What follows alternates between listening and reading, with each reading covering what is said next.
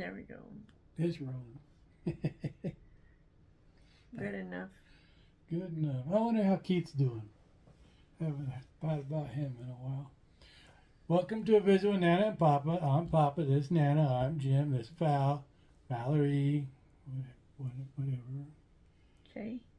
But no, she said good enough. And we had a friend in Wyoming who was a local politician. His name was Keith Goodenough. So it just made me wonder how Keith's doing. If he's still doing politics or not. But probably not, I would guess. I just realized that's really. No, it's because I have my feet out. No, this is cattywampus. Well, you'll have that. Anyway. So I went over my knits already. I don't know if it'll be in the front or if it'll be in the back, but I already went over that. So just in case, this is based on the Trove. It'll be linked below. Yeah, there'll be all kinds of explanation about it at the end of this, so people who want to stay for the yarny stuff can go to the end. People who want to just go to the life stuff can start at the beginning. And check this out. My baby dog got me a tablet for reading my books on because my Kindle gave up the ghost because it's garbage.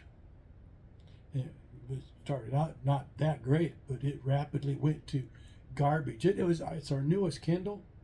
It's not the Kindle Paperwhite, but it was the replacement for my original Kindle, which gave up the ghost because it's like 20 years old, and probably close. The buttons on it don't work anymore, and it won't connect. And the replacement Kindle wouldn't connect to the internet anymore, so you couldn't actually get a book. And since that is truly the only purpose for having a Kindle is to read a book, when it no longer fulfills that purpose, it's trash. And she surprised me to come home from work one day with a new reading device for me because she's nice to me like that. And I've been reading on it. I have. Let's see. I have read some of the same books as her, and she has not read some of the same books as me. But we both got these books from Kevin and Ray at Needles at the Ready. And we share similar reading habits with them. Not complete same reading habits, but we share similar reading habits. I'm more in line with Ray, and for the most part, you're more in line with Kevin. I don't know. I like a lot of the same things as Ray. They both like the two of them like a lot of the things the same, but Ray does not like descriptive text for any kind of spicy bits. Neither do I. I'm not saying you like them, but they don't bother you. You will read all kinds of books with spicy in them and still read them and enjoy the books. Yeah. I find the spicy and I don't want to read them. And a lot of times Ray finds the spicy and goes, yeah, I don't think I'm going to read the rest of the series. Yeah. And I just, I skip over it. I'm just saying. I keep looking for something that might be important plot part. And if it's body part and not plot part, we keep on skipping. And that's the only way you can read K.F. Breene. I love K.F. Breene's stories. She's a great writer. But a lot of her writing is just middle-aged life crisis porn for women. It's just, it's word porn. Not my gig. But she does have some really cool stories. And she has a very interesting ideas on were creatures, not just werewolves. She's got were polar bears, were panthers, were mountain lions, were kittens. That was a shitty one to be. It turns out that you change into an animal and you don't get to change into an animal that can kick somebody's ass. You change into an animal that can hiss at people. I love you. So, yes. In your reading of late, I know you read the ladies that were over 40, but I don't know the story that you read. Okay, that's Brenda Trim, and she's got I think it's 4 different sets of characters that all interact with each other, and so you never know which book you're going to be getting next, because she doesn't write these and then these and then these and then these. Sometimes she'll write this one and then this one and then 2 of this one and then this one and then this one and then, oh yeah, I probably ought to write something about this one. So, but they all actually happen in a chronological order. So there is a correct reading order for the whole series, while there's also a correct reading order for the individual sub-series. Best to Google which the reading order is. Otherwise, you'd be going, how the hell did they get there? I don't know. They weren't in it. This does not make any sense. Well, that's because you missed a Twisted Sisters book. And in the Twisted Sisters book, this happened to Fiona. But Who she just also happened has, to be visiting. she also Twisted has Sisters. spice in hers. She does. But the beginning books have a lot more spice. The first book had too much spice, so Valerie didn't read it. The last books, she's kind of given up the spice. She might talk about how much they would love to get home and jump the bones of their spouse, but she doesn't actually tell you how to jump on the bone of the spouse, because she figures if you're 40 years old and reading this, you've done it. You don't really need it. Apparently the first few books were primers in case you had forgotten. Oh, anyway, I don't know if they're good because I can't get past the spice. And I'm sure, I know there's really good storylines out there. The Fourth Wing, at first, when I first started reading this series, there was no spice. And so I really enjoyed it. And then they started throwing the spice in there and I was irritated, but it was rare. I don't know if that makes sense. So the first book, I think there was 1 moment. And then the second book, maybe 2 moments in the whole book. And then the third book, it's like... Sex fest? No, just, I don't know. It's just, I don't want to see it in the first place. I wish that somebody could go ahead and just black out that sections of my book so I could get through the book without having to read it. It's not that there's anything wrong with it. I don't mean it that way, but that's just not anywhere I want to go. Mentally, emotionally, I don't want to hear about other people doing whatever.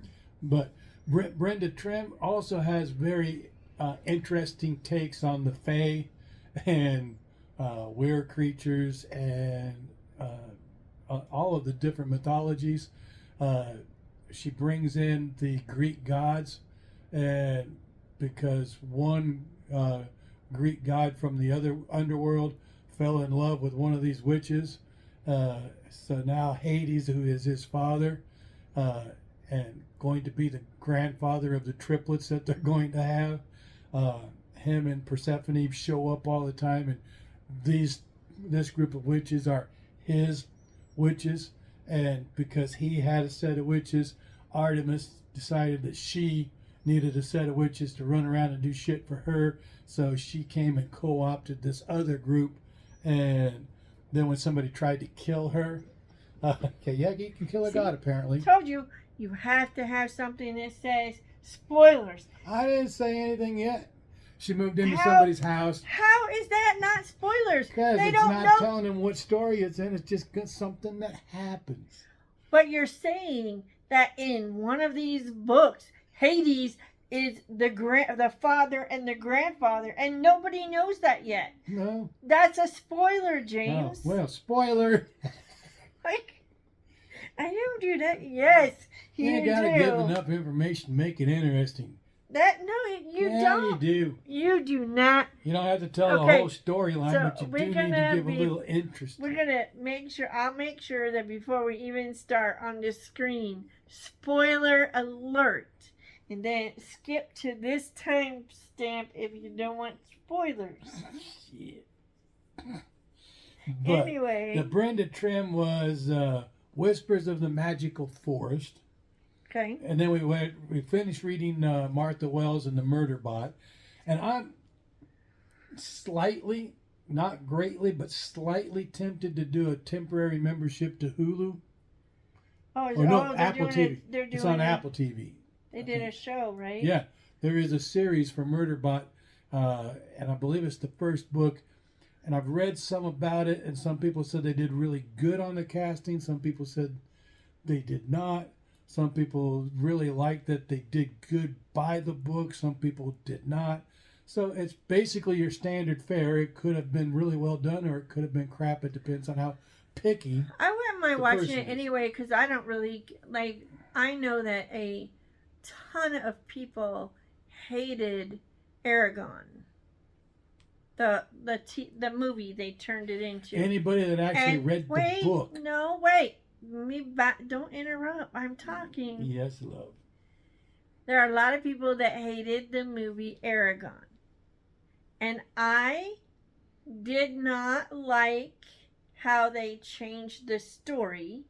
But if you watch the movie as a standalone movie, just as a movie, not thinking about the book, it was a good movie. No. It doesn't have anything to do with the frickin', well, barely has anything to do. It has the same name. They twisted how the book comes around. They twisted the things that happened, and there was no way you could do book 2 as a movie as a sequel to the first movie. However, if you forget that you enjoyed the book, I'm just saying, if you can enjoy the book and enjoy the movie as two standalone. If you don't focus on, is this like this? No, I couldn't even enjoy the movie because the creatures that are supposed to be giant minotaurs are fat bikers with biker helmets and horns sticking out of them. But the movie itself, separate from the book, was not a bad movie. It was entertaining. It was a very low budget movie. But I'm just saying, it wasn't a horrible.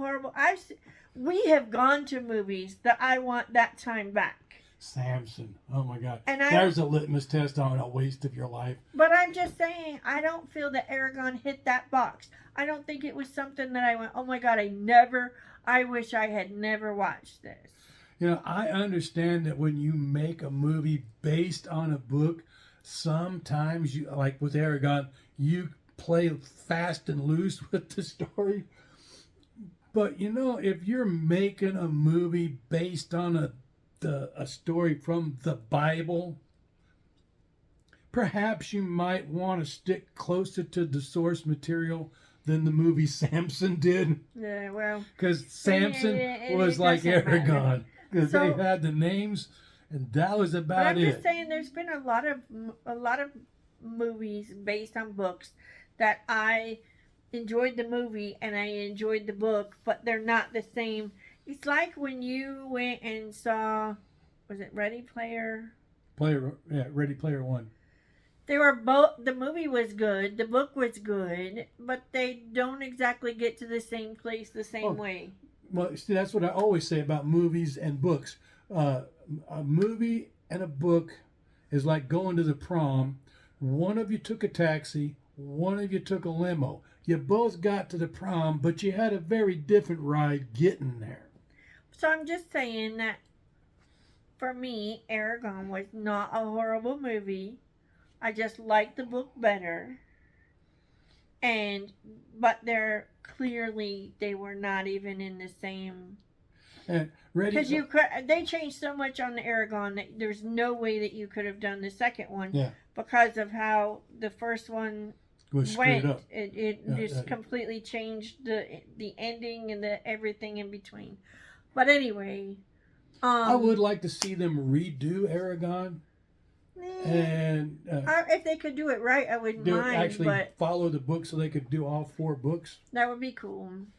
But speaking of, I gotta read it, the 4th one. They are making a live action movie out of How to Train Your Dragon. I saw that. I am Like me. not quite sure how I feel about that. I have Uh, no opinion whatsoever. I didn't dislike How to Train Your Dragon, but it's not something that I went, oh my god, I really want to see that again. Oh, I want to see that. I like How You Train Your Dragon, but I like it because our oldest granddaughter is about the same age as How to Train Your Dragon. She is. So we watched a lot of How to Train Your Dragon as our We grandchildren did grew up. and the book, and I don't dislike it. It's not. Kind of like Kung Fu Panda. You hate Kung Fu Panda? I like Kung Fu Panda. I find Kung Fu Panda to be rather humorous. Oh my god, You find it it's to be so tedious. stupid and annoying. Yeah, but But, and then, I don't know. Anyhow, I'm happy to try that. I don't know if you have to have an Apple device to watch your Apple TV. no, it's a So subscription. if you don't, then I'm happy to check it out because there's probably more than just that we could watch. But we still haven't finished watching things that we already actually pay for. So before there's we a do lot that, we have that we don't we pay haven't for, but we haven't been watching any TV because we've been reading. So reading and pods. podcasts. Somebody has been binge watching a League of Knitters League. Knitters League. I And- finished the Knitters League. Finished the Knitters League, and now she's pen pals with Alyssa, and she just sent her some yarn because she's pen pals with Alyssa. Not just yarn. I sent her a nice letter. Well, that's part of being a pen pal. Yeah, but you Right. don't understand the significance in that. Have I ever written you a letter? Short ones. Not little notes that you find in the house. I mean a letter. No, not that I know. Have you ever seen me write a letter to my kids or my grandkids? Nope. I seriously, James, I think I've maybe sent and mailed and put in a stamp on maybe 10 letters in my entire life, and that includes when I was a kid and my parents were sitting me at a table and forcing me to. I don't know what's wrong with me, why it's so hard for me to sit down and write a letter or write to someone. But I just Well, it is becoming Anyway. a lost communication form. I know, but we all like to get mail, so I thought, well, why not? This is cool. Send a letter, send a little surprise. My neuropathy is just chewing me something fiercely, I'm folks. sorry. So I am sorry if I am fidgety, but my feet hate me. It's okay. I hate them back, but not enough to have them cut off. So we have the Murderbot. I just want to say that the Murderbot series, and I want to say it's Martha Wells. Mm-hmm. I heard about them, I'm pretty sure, from Ray. Yep. And oh, you know what? I don't think it was Ray. Are you sure? I think it was. Yeah, I'm pretty sure. I am pretty sure that I found out about it from the New to Me podcast, Frogget Yarns. I've watched might her have been, recently, and she But I'm talks pretty about sure her Ray books all the talks about time. it. I'm pretty sure that when she got one of her books, she's like, I got this, and I think she got it for her son or for someone that she knows she doesn't normally read hard sci-fi, but it was such a short book, she decided to try it, and she actually enjoyed it. And I'm like, wait, hard sci-fi and humor? Yes, please. Because that's up my alley big time. And so I enjoyed the books very much. I know we got Paladin, 13th Paladin from Ray. 13th Paladin was entirely from Ray. But the Murderbot series, I loved it. I wish there were more stories because I don't think I could ever tire of the stories. And even if it wasn't the same Murderbot, if he started getting others. Because he has been making, I think there's 3 of them now that have I think defeated the Governor module. There's one that died. His baby died. But I think that there's another but he wasn't. one. He was an electronic. Yeah, he was But electronic. There but is still, 3, I think there was a third one. and there was another one, But anyway, Kevin or something like that. I don't remember. I don't remember. I don't remember. Anyway, but I think there- there's 3 now. They're the storylines are good, I thought. The only disappointment for me is A, the order in which the books say that they go in didn't feel like the right order. Like I if they're think there's a supposed to couple of be, standalone books slipped in between the actual order. and then and so then the last book just left me feeling like I was just hanging, and some, I mean, maybe there's more books coming, so I don't know. But that said, I would reread them. I Yeah. enjoyed them that much. You did not laugh near as much as I did. No. I laughed so much, but it was a very dry humor. But it was. No, I laughed. You know, you laughed some. But I think you're thinking you of the 13th Paladin. You thought the 13th No. Paladin was a lot funnier than I did. No, no. I laughed out loud through every single one of the books of The the Murderbot. and but not over the things that you laughed about violent things. And when like he was thinking of violence in some way or some others, and I was laughing at his inability to tolerate humans and their emotions.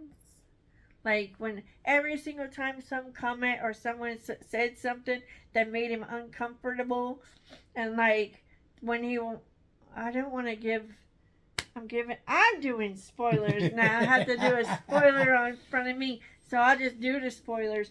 But every time This episode contains spoilers. yeah, well, that'll be the title. This episode contains spoilers. Anyway, every time he had to put his mask on, or you know what I mean, engage his suit so that people couldn't see his face, he wasn't doing it because he, was ugly or damaged or anything else. It was, I don't want anyone to look at me or talk to me. I don't want to, I want to be invisible again. He wants to hide. Yeah, he just didn't. And it just made me laugh because, well, partly because, man, I want that suit.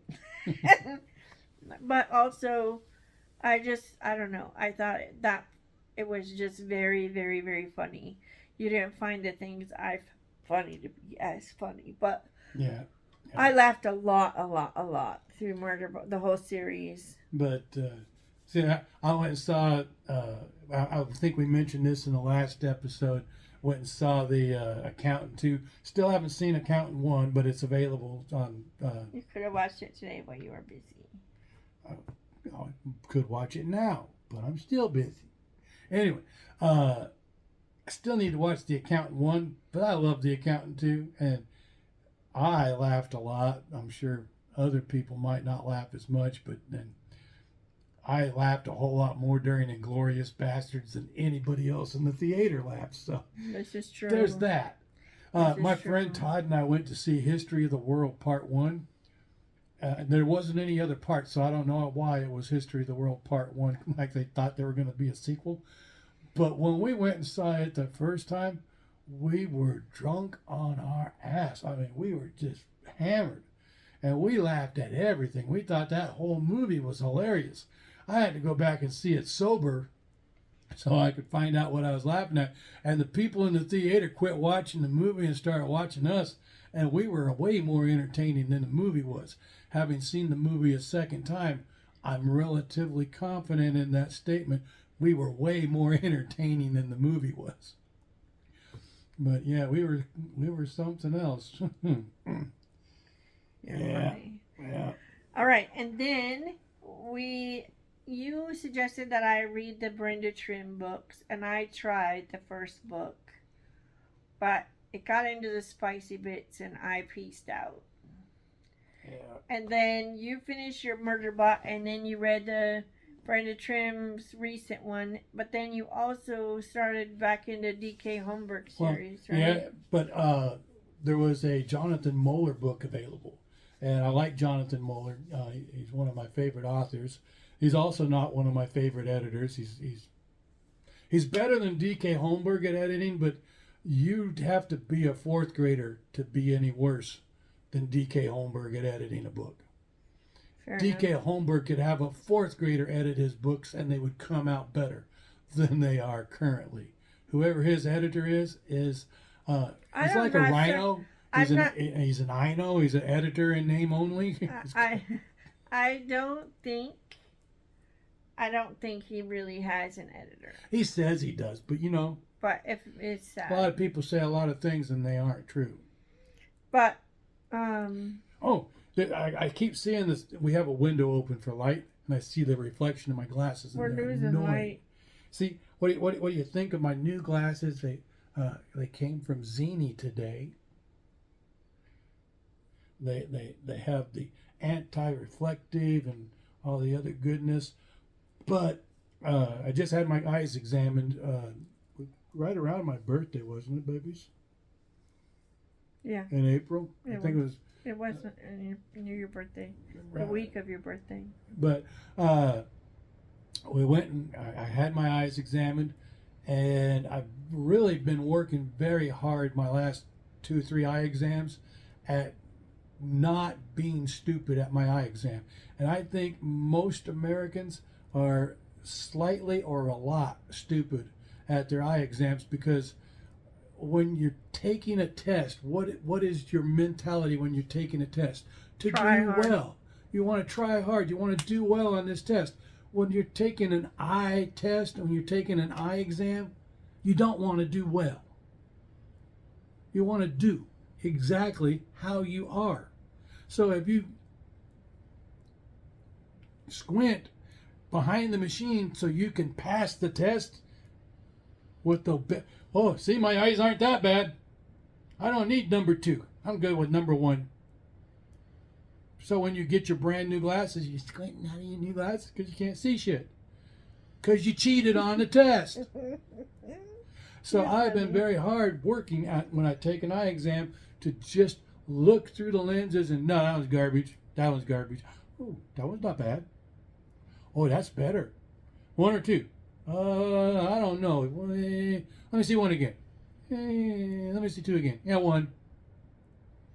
And these and the glasses I got from America's Best are absolutely the best vision glasses I have had in 61 years of life. My computer glasses, I take off my old glasses and I put on my computer glasses and I'm like, holy shit. So that's what that looks like in focus. My books are easier to read. And now with my new Zini glasses, I put them on. I'm like, wow. And you're like, what? I said, my new glasses. I can see so much better than I could from my old glasses. And I could see it in the script when they wrote the script, and I had to put my new script into Zini to order my glasses. Like, wow, that's a lot of difference. Yeah, it is, because you know what? You did a better job of not going. I think that's a C. It's either a C or an O. If it's a C or an O, you can't read it. There you go. I love you so much. You're funny. I think it's a C. Could be an O. Could be you can't read that line, dumbass. Moving along. But You're hilarious. yeah, Okay, I what got my new other- glasses. What other books? But I was talking about Jonathan Moeller. He's got a new series that he's writing called Half Elven, Okay. and everybody in Back me up a little bit. Is Jonathan Moeller the Ridmark. Cana and Ridmark? Yeah. Okay. mostly Ridmark. But I mean, the Cana series are his, and the Ridmark series are Yes, his. I Okay. believe so. Okay. Believe so.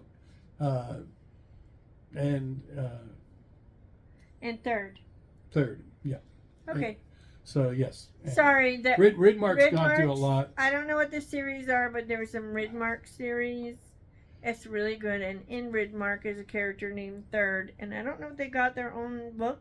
I think she's got one of her own book, but she shows But- up all the time. She hasn't shown up in a while She's- because Third got married. She's one of my favorite characters in the Ridmark series. And then What's beautiful about Third is it was Daughter, the massive spoilers. the daughter of a dark elf and a woman slave. And the dark elves would make all their female slaves pregnant so that they could have offspring, because as soon as the offspring became an adult, as soon as they matured, then they would turn into an evil creature and they could use them, and they were dominated by the will of their father. Yeah. And Ridmark took the time to talk to Third and understand Third and care about Third, and he helped Third break the hold that her father had on her, and she became the very first Erdhakus to ever free themselves. And she Jonathan Muller's books all have a bit of Christianity in them, because these people are the descendants of Pendragon, Arthur Pendragon, King Arthur. A rip in time occurred, and the reason that King Arthur disappeared from Earth's history wasn't because he died, it was because he took a whole bunch of people from Camelot and they went through a rip in a time rift and went to a whole nother planet. And this is his descendants in that world. But they speak Latin, because why not? Latin's not a dead language in their world, it's the language. And everybody is Christian, and they all believe in the Dominus Christus. And they have converted elves to believing in the Dominus Christus. They have converted dwarves. And one of the main characters throughout the Frostborn series turns out he's actually a prince of the dwarves. But you don't know that, because the whole time he's just Friar. He is the very first friar that is a Dominus Christus monk, who also happens to be a dwarf, who also happens to be the king's son. He's not well appreciated in the kingdom because the rest of the dwarves don't believe in the Dominus Christus. But Third takes a liking to the Dominus Christus herself and is transformed into a much more interesting person and a very good person. Don't you think? Mm-hmm. I think the character and the moral fiber of Third is way better than probably 80% of the human beings in this book series. If you had to be like somebody, be like Third. True that. And Third picked her own name, and she picked Third because this was her third incarnation in life. She had started out as a human hybrid girl, and when she had reached adulthood, she became an Erdhakus, and when she got saved by Ridmark, she became something else. So to her, this was her third life, and she just called herself Third. And because she was unique and one of a kind, she thought that she would die, maybe. Nobody knows if she's immortal or if she's actually going to die, because she's half elven. So even if she's half dark elven. So it was wonderful that in the course of the books, and there's a shit ton of them, eventually she finds another elf that falls in love with her. She falls in love with him, and she winds up getting married, even though she wasn't expecting to be able to be in love, because she's not really anything. She's something new and different. But I digress. Okay, so we read Jonathan Muller, and then you read D.K. Holmberg. I'm reading in D.K. Holmberg, but I'm not done with Jonathan Holmberg. Okay. Because Jonathan Muller, because we're talking about the Elven series. The half Elven Thief is the beginning of the half Elven series, and there are a lot of half somethings in this because there are half orcs, there's half elven, there's elves, and the halves are never treated as good as a whole. Well, that's true just about everywhere. That's true of just about everything in life, but he brings that out and he punches you in the face with that because these people are treated as less because through no choice of their own, through no action of their own, they have a parent that is one and a parent that is the other. And usually they are the result of an orc or an elf basically raping a human woman. But they're called consorts or whatever, but they're never the wife. They're never cherished and loved. They're always property. So when her mother is dying, she says, run away. So she does. And she lives on the streets and she becomes a thief, but because she's half elven, she has magic and she doesn't know how to use it, but she's learned to use a little bit. And then through the course of these books, she keeps finding books and finding people who care about her, who give her a spell here and there to make her life better. So it's really interesting. I like it. Once again, editing's not perfect, but it's on Kindle or Scribd. Most of Jonathan Muller's books are free on Scribd. So every once in a while, I will take a month and go into Scribd and read everything that Jonathan Muller has. Is Scribd the same as Everand? Yes. Because you can't find the Scribd, but I found Everand. And I tried to sign up for it so I could read a certain series, but it wouldn't let me. So I'm okay with it not being there. Whenever you set it up again, let me know and I will do that, Lovin. But she'd mentioned that I'm reading another series by D.K. Holmberg, and that is Dragonwind. Is that what it was? Something like that. It's a dragon series. Most of Jonathan Muller's books are about Ridmark and his family, or Kana and her family, or what's that other? There's another girl. Most of Jonathan D.K. Holmberg's are about some form of dragon and progression.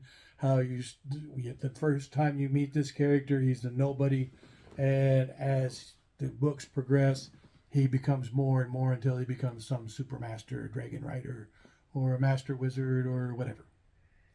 This happens to be a dragon rider, and it's interesting. His books now are him writing with someone, aren't they? Most of his books are he is co-writing with somebody, and my opinion of co-writing is based on my experience with written real printed book authors, where you would have an up-and-coming author who could not get a foothold, could not get Pittman or any other publishing house to publish his book, and therefore he would go to an established author and say, would you co-write with me? Yeah, but it could be that, but it could also be actually co-writing. A lot of people, this person has a great idea for a story, but they don't have the skills necessary to take this idea and bring it to fruition. And so the idea comes, then this person starts adding details, and then that sparks more creative in this person, and together they come up with. I'm not saying it happens like that way, but Jack Albrecht and the girl that we did editing. That's a whole nother. The first book, I loved it. The author's Jack Albright. I don't remember the name of this. Osric Swan. Osric Swan. It was really good. And then we were excited and reached out to them to say, hey, if need help with editing, you need. Well, we read all the books up until they were getting ready to write the last book that ever got published. And then they needed, like, we offered to help them, and so they asked us to read their beta readers before it was published, and it was, there was just so many inconsistencies. Characters who had previously been male were somehow all of a sudden female. Animals who had this, now they had that. People who And had a power for the last 2 books all of a sudden didn't have that power anymore, so that they could get that power in this book. yeah, it was just And it was when you would point out, he got this power in book 2, and he used it throughout book 3. So why is he suddenly getting it again in book 4? Well, we like the way the story is written, so we're just going to leave it that way. yeah, And it was the when weirdest. you had misspellings like seer. Seer is a word. A seer is somebody who can see the future. So adding an extra ER on the end of your seer for somebody who can foretell the future is a seer just means you're an illiterate ass, and the word is seer. You never should have called it a seer because that's not a word. You created a word to take the place of a word that already existed. Yeah, Well, we used it before, so we're going to keep using it for consistency. How about you go back and fix the other books in an edit? That happens all the time. anyway. See, a lot of the books that I read, I edit the books as I go because that's just me. And then I submit the edits. And within a couple of months of me reading a book, you will find a new version of that book available on Kindle, because they take my edits and go, oh, hey, Jim read the book. He fixed all this shit we screwed up. There, type that. Take that, Jim. Yeah, send me a check. Why don't you? Anyway. Oh, no. What happened? What is this right here? What is that right there? I don't know. It looked like a loopy-loop. Well, what is a loopy-loop? Is that drop stitch? You got it. No. I did not know that. My baby dropped a stitch. And we're not talking like just a couple stitches. The drop stitch is here. My knitting is up here. Holy shimolies, we are at 42 minutes, and that's not even with all the stuff you got to talk about your yarny craps. Yeah, well, we might upload them as 2 separate. Yeah, because that 2-hour video did not get a whole lot. Upload this mileage. one as book talk. Because we didn't watch anything except podcasts, and the only podcast. Okay, not the only. I watch my regulars. Watch a lot of your regulars. But there's been a lot of Ray and Kevin. Shit, ton of Ray and Kevin. Yes, but you've enjoyed some of the Ray. I like Ray and Kevin.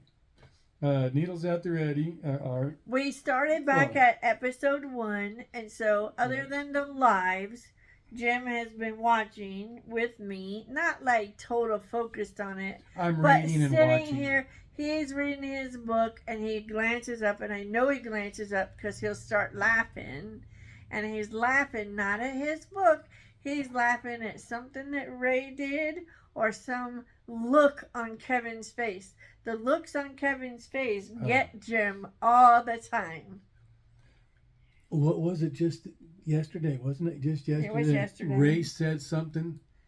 Mm-hmm. And Kevin got all snarky.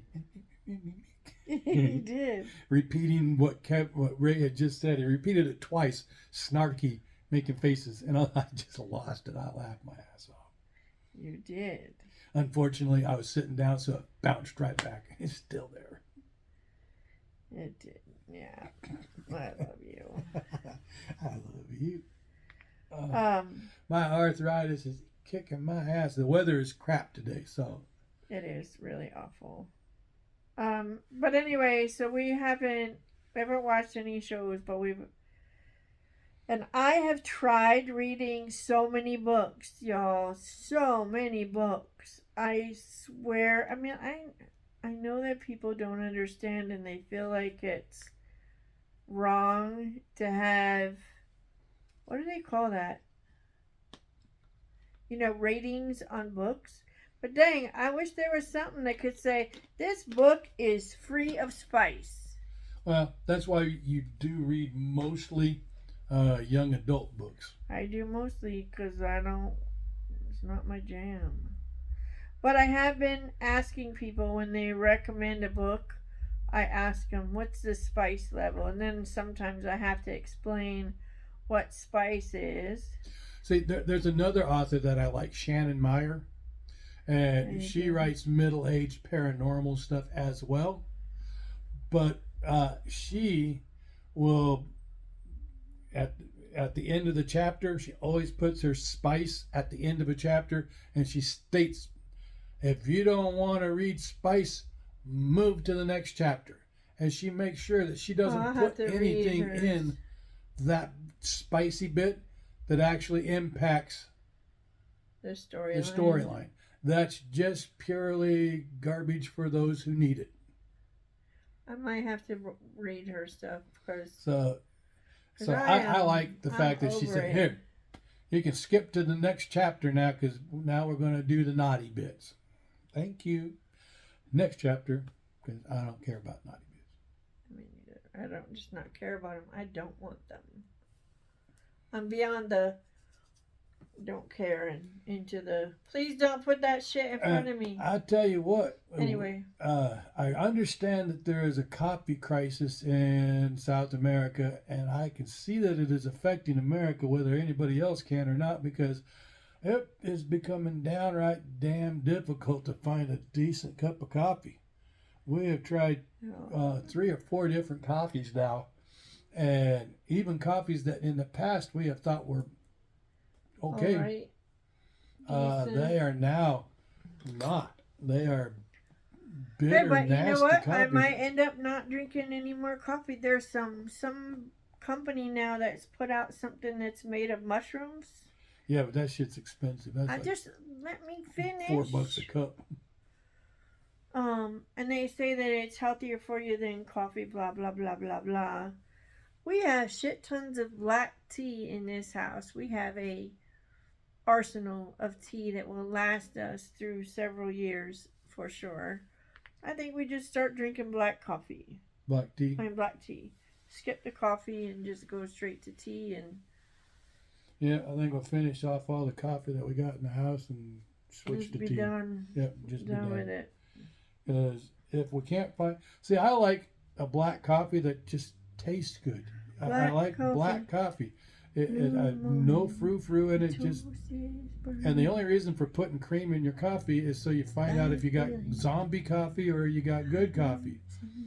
If you put cream in coffee and it turns to coffee au lait, a nice, beautiful brown color, that's still good tasting coffee. You put cream in coffee and it turns gray, yeah, give that shit back and tell them you want some fresh coffee.